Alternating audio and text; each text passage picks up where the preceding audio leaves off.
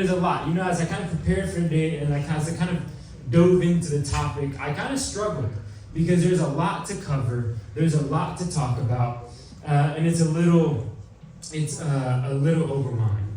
But one of the things that I found was that the Bible is very, very clear in one thing. It does not shy away from talking about issues of mental health. The Bible is full of people like David crying out to God in moments of distress and anxiety, to Job, who is literally crushed by life and literally lays it all down on the line, to Hannah, who completely loses it and then goes to the temple and cries out in vexation and in her anger and in her frustration and in all of it. God and the Bible do not shy away from talking about these things. So if God does not shy away from it, neither should we. Now, for some of you, the words mental health might resonate very, very loudly.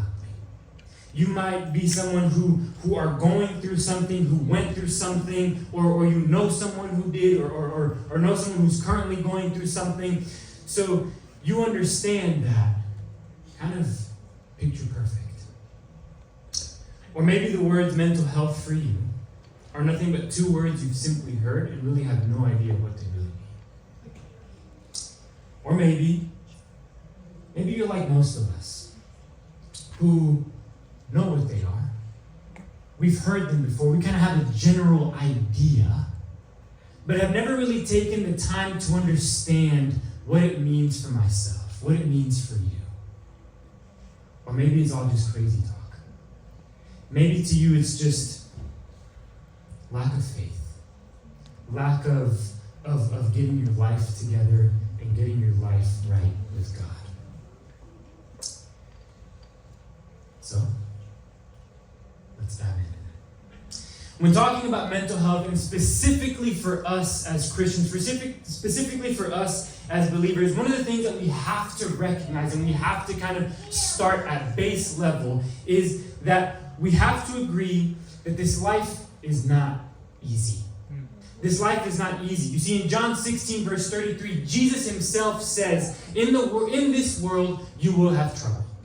Plain and simple. Plain and simple, this life is really, really hard. You don't have to look too hard to see it. Yet the most beautiful promise that we probably have is literally what he says in that next sentence. After he says, in this life, this life is very, very hard. He literally says, but take heart, I have overcome the world. If there's anything I want you to take from today, if you don't remember anything else that I say after these next words, please remember this. In Jesus, we can overcome anything this world throws at us. Anything. But what is mental health? What even is mental health, right? Because we sometimes confuse it with mental health issues or mental health disorders, right? That's one of the things I kind of quickly learned as I kind of dove in and tried to understand what this really meant. So, according to the World Health Organization, I promise I'm not going to get too nerdy on you, so just stick with me here for a second. Mental health is a state of mental well-being that enables people to cope with the stresses of life, realize their abilities, learn well and work well, and contribute to their community. You see, if you look at different sources, if you look at different definitions of whether it's the Mayo Clinic or someone else, right, they all in essence say the same thing, right? Mental health is about our ability to cope with the things that life throws at us. You see, it's not about being happy all the time and being in this la-la land where all of a sudden you have no issues whatsoever. It's about our ability to get thrown into a pit and to then get out of it and maintain our sanity. So what are the things that influence our mental health? Well, some of the biggest influencers that impact our mental health are genetic issues, are environmental issues, social factors, or even life events. And it's usually some combination of one or two, or maybe just a couple of them that lead us to have a poor mental health, that then lead to different mental health disorders, or things like some of the things we talked about earlier, right? Generalized anxiety disorders, panic disorders, social anxiety, depression, bipolar eating disorder, so on and so on and so on. And the truth of the matter is I'm not qualified to talk about these things. So please, if you feel like you associate with one of those, if you feel like you've seen some of these things come up in your life, seek professional help. God placed these individuals, God placed the individuals that created the medicine so that they can be an aid in our process of recovery. But what does the Bible have to say about all of it? What can we find in Scripture? We talked about so many examples that we can find in the Bible, but what does the Bible have to say about issues of mental health? Well, earlier we talked about the prophet Elijah, and that's what we're going to be diving into today. And before we dive in, we're going to be in 1 Kings chapter 19. 1 Kings chapter 19. But before we dive in, I'm going to give you a little bit of context in kind of what happened before this space, right? So before we get to 1 Kings chapter 19, Elijah, as mentioned earlier, is probably, look, we're saying it, so I guess whatever, but probably the GOAT of all the prophets, right? Like literally probably the best of the best, did it all by the book, like was essentially kind of perfect, right? And right before this chapter, he literally is coming off of his biggest career win and probably the moment he felt most connected with God, because he just defeated 450 Baal worshippers, Baal pastors, and they basically had like a god off. He basically stood here, all 450 stood there, and he was like, all right, your God does this, my God does this, whoever actually does it wins, right? Obviously, their God ain't real, so nothing happened. And then our God sends fire down from heaven, consumes that altar, and then all 450 of those Baal worshippers have now been killed. So Elijah is coming off of the biggest moment probably of his entire life, where he's like, me and God, we're locked in. We got him. I got him. He's coming off of the biggest moment of his career. And then we find ourselves in 1 Kings chapter 19. We're going to read from verse 1. Ahab told Jezebel all that Elijah had done, and how he had killed all the prophets with the sword. Then Jezebel sent a messenger to Elijah, saying, so may the gods do to me, and more also, if I do not make your life as the life of one of them by this time tomorrow. Then he was afraid, and he arose and ran for his life, and came to Beersheba, which belongs to Judah, and left his servant there. There's a couple of things I wanted to take from these first three verses. The first one is that life is going to life. It doesn't matter whether you are a believer. It doesn't matter if you feel like you're locked in with God. Or it doesn't matter if you're completely separated and you haven't even talked to Him in Lord knows how long. Life is going to life. Whether it's the events that happen in our lives, whether it's people around us, or whether it's other people, regardless of what it might be, the unfortunate reality is that as we walk this earth, we are not immune to hardship. One of the promises that we can actually cling on to is that just because we're not immune to hardship in this walk of life, doesn't mean that there's a place coming soon where there will no longer be hardship. So if you are in a season of hard time, just because we're not immune to it now, cling on to the fact that there is coming a time where there will no longer be that. But one of the other things I want us to really dive into is I want us to notice something very quickly here. I want you to notice what happens in verse 1. If you're not familiar with who Ahab is or who Jezebel is, Ahab is the king of Israel, right? He's the one in charge. He's the one in command. He's top dog. Jezebel is his queen. It's his queen who also has quite a bit of influence on what happens here. And if you notice, Jezebel actually promoted Baal worship. She pushed this onto the people. And one of the things that you can realize here is the amount of influence and the amount of power she had over the kingdom. She's not the king. She's not the one in control. That's Ahab. Yet Jezebel had probably more influence and more power over the kingdom.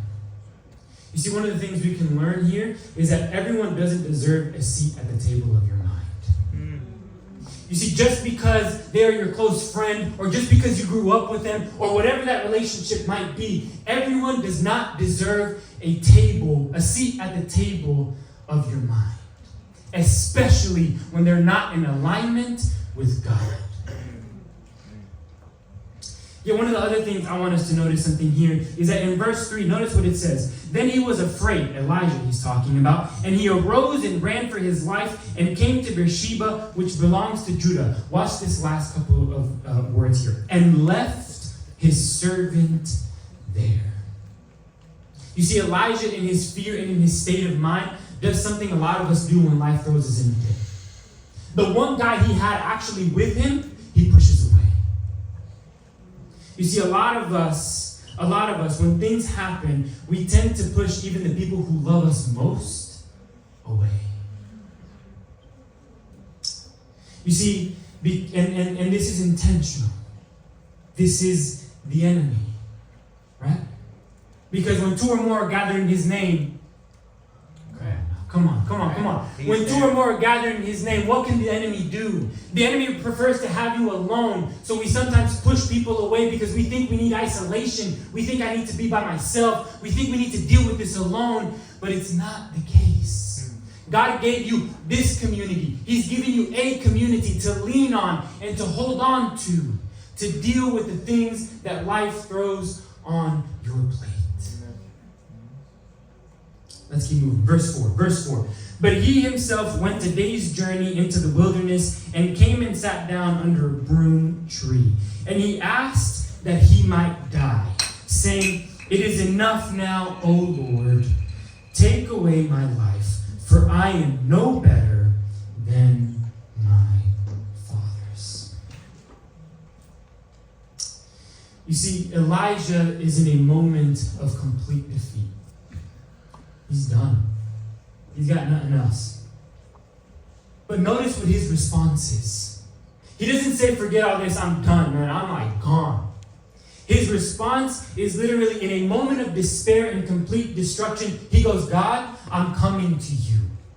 And even though what he's saying is not true, he says, I'm not better than my fathers. Who told him that? No one told him that. We'll come back to that later. But he comes and his response is, I'm going to come to God and communicate with him. You see, Elijah's not the only one who does this. Job, when he loses everything, his family, his possessions, all of it, what does he do? Does he leave? No, he communicates and he expresses what he's feeling and what he's going to God and to his friends. His friends weren't the best, but he communicates and he expresses what he's going through. David does the exact same thing with God. I mean, we literally have psalm after psalm after psalm of doing that, but he also expresses what he's going through, what he's feeling, his fears and his anxieties to his best friend Jonathan. You see, we have to take all we have and actually communicate and express what we're going through when things happen in our lives. To God and to those around us. You see, but one of the things that we tend to do, especially in this day and age, is distractions. You go through something, what's the first thing you do?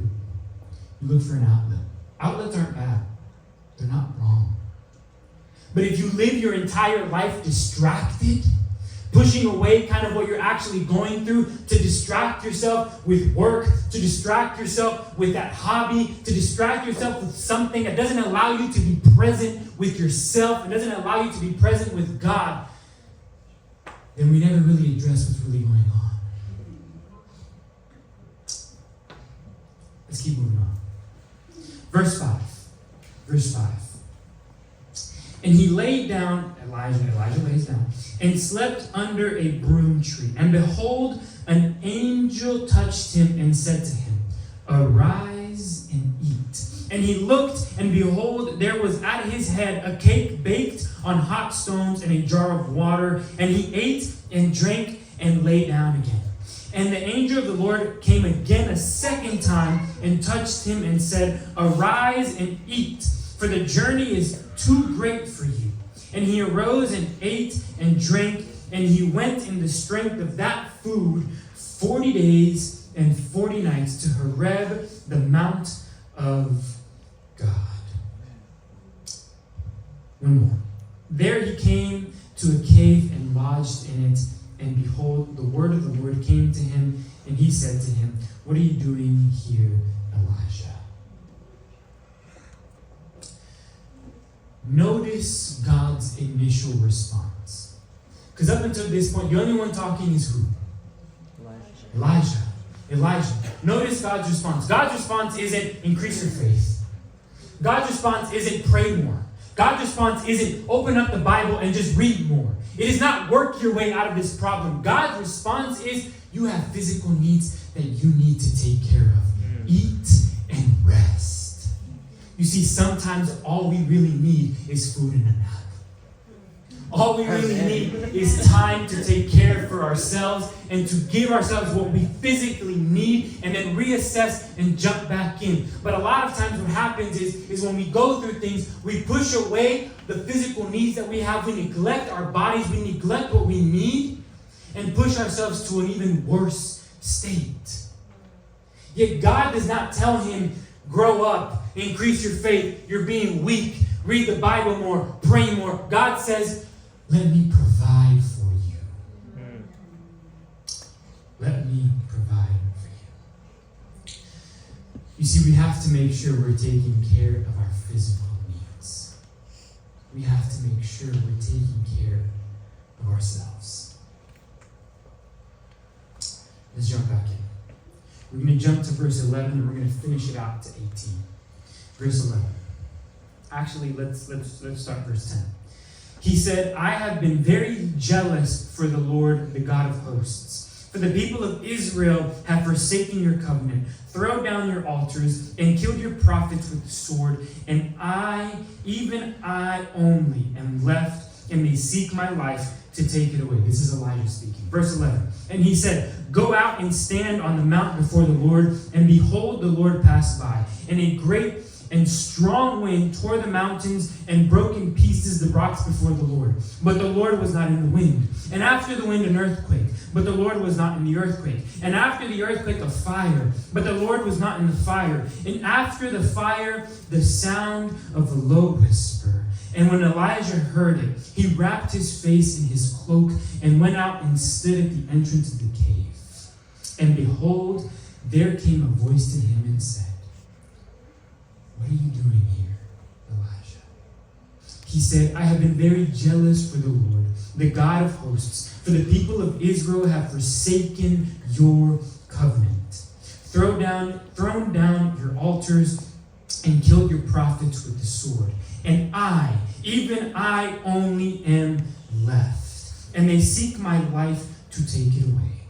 And the Lord said to him, go, return on your way to the wilderness of Damascus, and when you arrive, you shall anoint Hazael to be king over Syria. And Jehu, the son of Nimshi, you shall anoint to be king over Israel. And Elisha, the son of Shaphat of Abel Meholah, you shall anoint to be the prophet in your place. And the one who escaped from the sword of Hazael shall Jehu put to death. And the one who escapes from the sword of Jehu shall Elijah put to death. Notice what it says in verse 18. Yet I will leave 7,000 in Israel, all the knees that have not bowed down to Baal, and every mouth that has not kissed them. There's two things we can learn from this. Just because you think it doesn't mean it's true. You see, Elijah was telling God time and time again, I'm the only one left. There's no one left. I'm the only one here. Where did he get that idea from? Who told him that? Did he know that to be a fact? You see, one of the things that we have to do is we have to start speaking truth over our lives. And truth starts here. So if you have things that you believe about yourself, about your value, about your worth, about what you feel you are, rewire your brain and speak truth over your life through God's word. And if there's something you believe about yourself, something that might seem silly or might seem trivial, like they don't like me, pressure test that thought. Who told you that? Did they tell you that? Did they communicate that to you? Our brain has this funny way of jumping to conclusions that are completely not true. Elijah said, I'm here and I'm the only one left. And God goes, big bro, there's 7,000 of them left. 7,000 of them left. But notice what happened. There was an earthquake, and it says God wasn't in the earthquake. There was a strong wind, and it says God wasn't in the strong wind. There was a fire, and it says God wasn't in the fire. God then says he comes in a low, calm whisper. Why would God do that? If Elijah is standing there in a cave looking at what's out there, and there's earthquakes and fires and wind, why would God do that?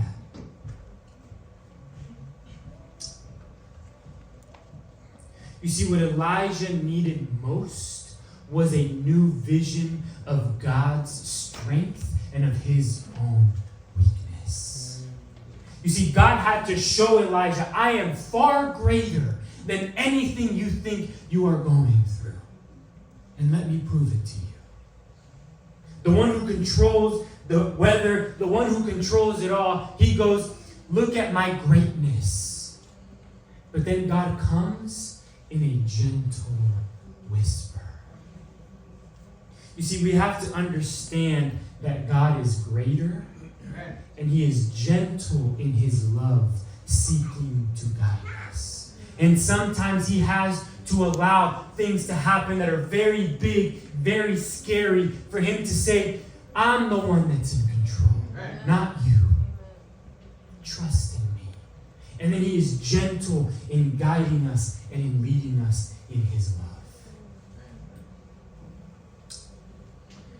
You see, the same God who took care of Elijah, the same God who took care of David, the same God who took care of Moses, the same God who took care of Jesus himself, that God is available to you and to me because he is great and he wants to be in relationship with you and I. So today, lean on him and remember his greatness. Amen. So I want to finish with this. It is perfectly fine to not be okay. It is perfectly fine to not be okay and to communicate that you are not okay. If there is one place that should be safe enough to bring your full self with your burdens, with your anxieties, with the things that you're going through, with the tragedies, with your fears, it is here at the feet of the cross. Here is where we should bring it. It is not here where you bring your picture perfect self, where you bring all and you look like you have your life figured out all and you have everything put together. It is here where you bring who you are in your brokenness. So I want to begin here today by encouraging those of you who are either going through something, who have gone through something and have not fully recovered from it, who know someone who's going through something, to bring it to God and to communicate to those around you that you're going through something. Embrace this community. Embrace your community. Because you are not alone. You're not alone. For those of you, though, that are in a season of peace and understanding, maybe you are managing. I challenge you to make yourself present to someone else. I challenge you to remind someone today, here or in your circle, that you love them dearly, that you care for them, and that you care for their needs, and that you're simply willing to be present. So today, remember that everyone doesn't deserve a seat at your table. remember to not push the people you love most away. Remember to speak truth over your life. Remember to remember that not everything that you think is true is actually true. And remember that you have a God that is